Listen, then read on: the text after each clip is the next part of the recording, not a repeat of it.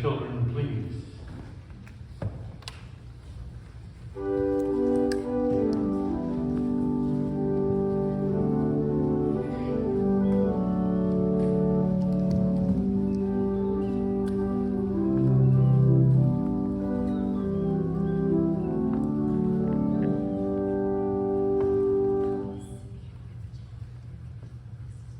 What's the name of your little pet there? Puppet? And what is it, a bear? No, it's a jaguar. A jaguar. Okay. And look, those run fast, you know. They're good kitties. They are. Okay. I was going to try to bring I got some barbells. You know what they are? Those things that are kind of like lifting weights, and I couldn't find them this morning, which kind of indicates that I haven't been using them recently. But if I were to use them, what would they be for? These little things that you know, 5 to 15 pounds you put in your hand and you get stronger. And how often do I have to do that if I want to get stronger? Can I do it once a month? Maybe for a lot of days. For a lot of days. I think you got the right answer. Okay, so you can't just take it one day and practice it and then it's all done, right? Now, you're in band now, right? And are you first chair or you aren't? Do you want to get there? And what chair are you now? 2, 3? You don't know, do you? I don't they keep track like they used to. That was a big deal when I was in school. Okay, so how often do you have to practice? Every day. How come? Why can't you just do it once a week and be done with it? Because that's how you get better. That's how you get better. You know, school. How about going to school? Why can't you just go for a couple of weeks and then be done for the year? You don't think you could learn a whole year's worth of knowledge in 1 week? You cannot do that. Well, that's interesting. So do you know anything that you can do if you want to be good at it? That you can do by just doing it once in a while?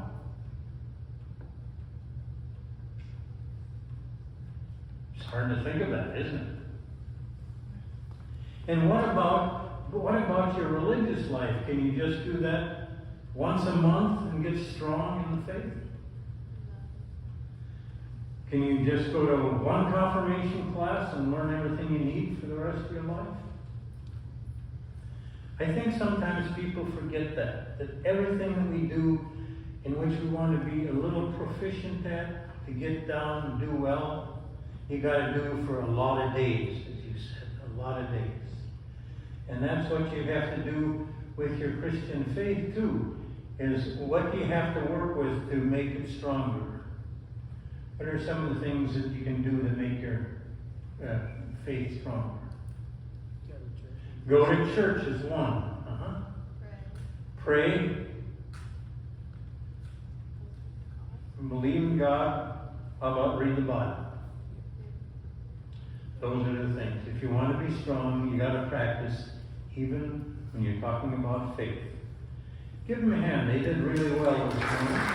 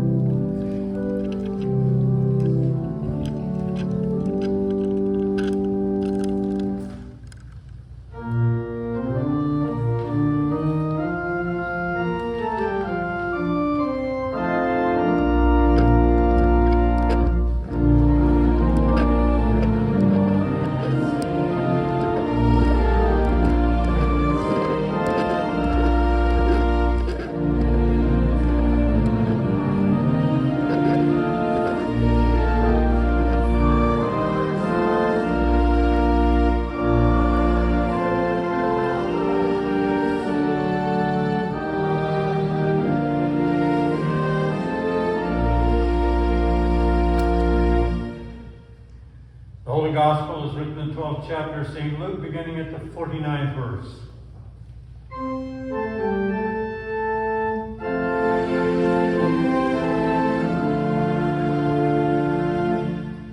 Jesus said, I came to bring fire to the earth, and oh, how I wish it were already kindled.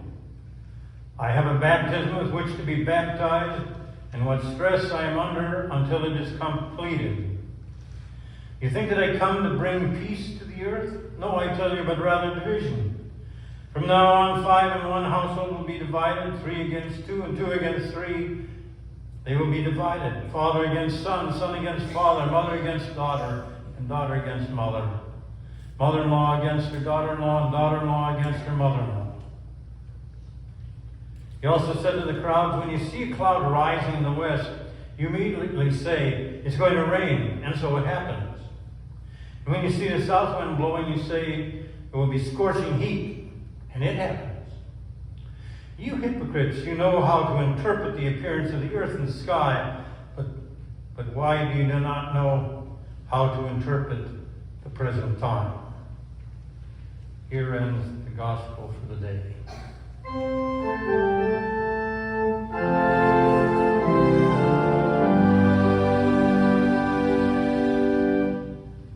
Please be seated.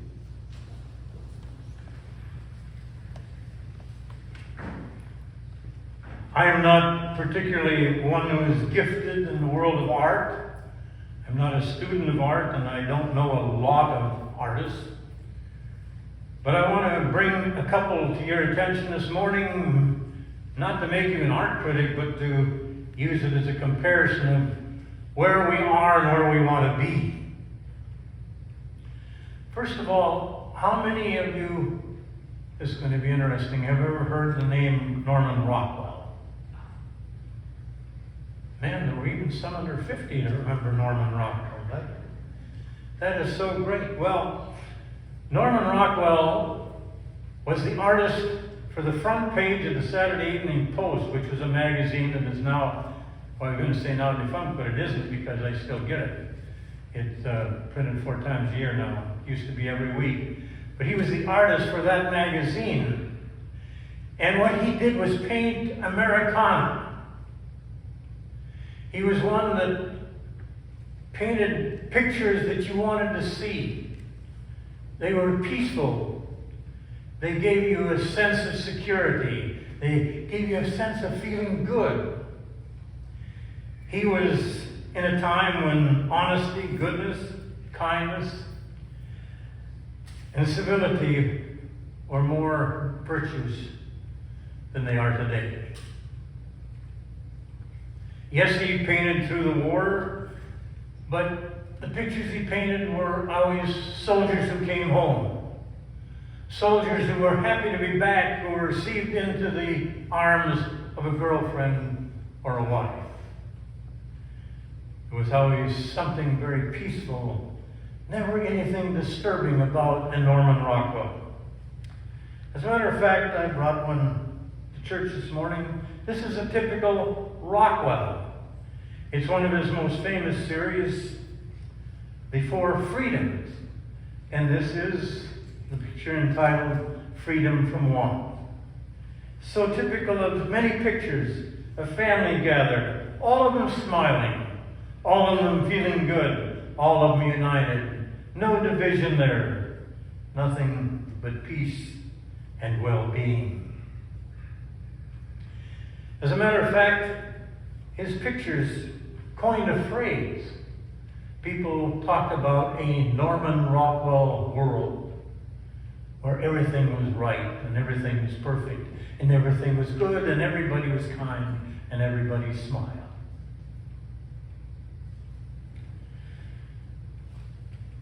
We recently had our class reunion. I wasn't able to be there. But I know one of the things that would have come up during the conversation would be to talk and joke about the things that kids got in trouble with when we were young and in high school. And how little that would even disturb anybody today. Different world. And we kind of understand that those of us who lived and were teenagers in the 50s, probably the last people that really feel that we lived in the Norman Rockwell world. Then came the 60s and the disturbance and the beats. All those things that started divide society. And now we see an even more divided society. There's another famous artist called Pablo Picasso. Nothing particular in his paintings that really grab you as far as I'm concerned. His paintings have sharp contrast, jagged lines, color that clash, forms which are not even recognizable. They kind of describe a world that is disabled, isn't what it should be, out of touch, not even recognizable from what it should be. Sometimes I think we feel we're living in a Picasso world. We would like to live in a Norman Rockwell world, but what we got is a Picasso. And yes, we went through Union busts, we went through wars, but today we are just inundated with all kinds of problems, of mass shootings, of blowing up people, of division of which we cannot imagine a few years ago. Nothing seems the same. We want a Norman Rockwell world, but we got a Picasso. The problem is that we want a Norman Rockwell church much of the time. A church where we just practice and talk about peace and love and all those things that make us feel comfortable and serene. But sometimes it is important that we talk about things that disturb us or challenge us and make us realize that we are planted here. And really, the fact that we live in a Picasso world is not something that's bad. It gives us an opportunity. It gives us challenge to be what Jesus intended us to be. I listened to one of the chief evangelists that we have in America now. I have that station on my Sirius satellite radio. And sometimes I'll just listen to 4 of his sermons in a row. And I can see why there's 30,000 there when there's only, 35 here this morning? Because he's living in a Norman Rockwell world. And everyone is the same. If you do the right things, God will bless you. And if you've got something on your mind that's bothering you, just think positive and it'll be all right. And to the extent that you give, to the extent you get back. It's a bargaining table. And Jesus is just ready to reward you if you do the right things and you say the right things and you come here on Sunday morning. We would like a Norman Rockwell world. We would like a Norman Rockwell Jesus. And sometimes we get into that habit of just talking about things that are okay, things that make us feel good, things that bolster us. And we need that. There's no question about that. But sometimes we need to be rattled. And that's where our gospel text comes in this morning. In this particular gospel lesson, there is no Norman Rockwell. It is Picasso. I came to bring fire to the earth, and how I wish it was already kindled. I have a baptism with which to be baptized, and what stress I am under until it is completed. And he goes on to talk about the visions that'll happen and things that'll be uncomfortable. And then he tells us there's going to be a reckoning that is going to come and make some kind of evaluation of us. And he talks about things that we don't want to hear about obedience, about sin, about sacrifice, about sickness and dying, picking up the cross. When Jesus talks about fire coming, he's not talking about destroying the earth, okay? That's what you could gather from that. But he's talking about fire as a refining fire, to make us more than were, but also to catch on fire. That Christianity is not relegated to something on a Sunday morning or even some kind of devotional, but that it is a part of your whole being. He talks about the fire, not of destruction, but of refinement. Fire that purifies the soul of self-centeredness, of egotism and pride. Fire that overcomes the destructive habits and the compulsions that we have.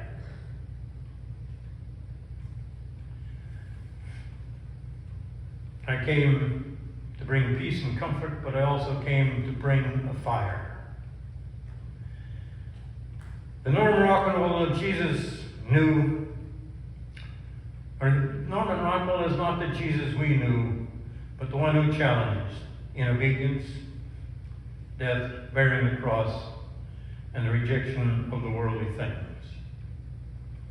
The gospel calls us to speak out in a Picasso world that is hostile to us and to Christ and God. And we got to do more than just sit in comfortable pews and listen and wait and think for the good old days.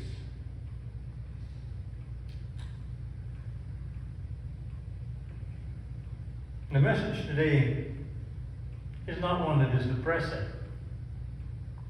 Even though it tells us we live in a world that is divided, upset, hardly recognized, with jagged edges, it is a world where we have a challenge. We have an opportunity. We have a destiny. We have a purpose in being here. And that gives us a challenge to make a choice of a lifetime to grow and make a better world and to catch on fire and let that fire spread to other people. Life stands before us, like Robert Frost said in his poem. And there are many different roads that we can go. But we can't go on all of them. And so we have to make a choice. To get to Easter on Easter Sunday, we can't stay on Christmas Day and talk about a little baby. We've got to go through Lent and the crucifixion to get to the resurrection. Harry Newman, who was a Dutch-born Roman Catholic priest, began to realize at one point in his life was like a civil war. He said, consequently, I want to love God, but I also want to make a career. I want to be a good Christian, but also to have many successes as a teacher, preacher, and speaker. I want to be a saint, but I also want to enjoy the sensations of a sinner. I want to be close to Christ, but also popular and liked by many people. No wonder living becomes a tiring experience. I am double-hearted, double-minded, and have a very divided loyalty. I think that is pretty much the place we find ourselves. And this morning, contrary to many mornings that we come to preach, we don't have a Norman Rockwell text. We have a text of Picasso, of things being divided, of things being out of whack, of sin taking over, of looking at things that we barely recognize as being human. And it calls us to be disciples, To understand that He is going to hold us accountable. That there is going to be a coming. And then we will be asked, what kind of world did you decide to live in? Amen. 93, sermon hymn, More About Jesus Would I Know, 93 in your hymn book. Please stand if you are able.